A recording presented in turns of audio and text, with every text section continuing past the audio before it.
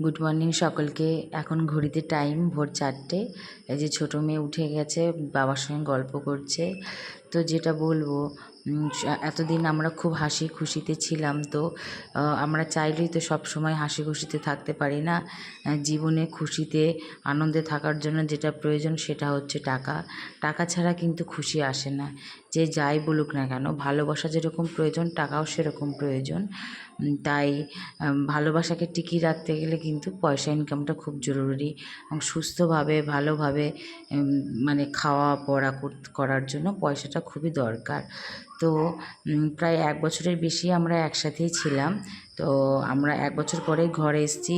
তো এর বাবার এখন ছুটি সব শেষ হয়ে গেছে, ছুটি খতম হয়ে গেছে। তো সেই কারণে তাকে আবার ফিরে যেতে হবে, কিন্তু আমরা ঘরে থাকবো যেহেতু আমার ছোটো মেয়ে সিজারিয়ানে হয়েছে সেই কারণে।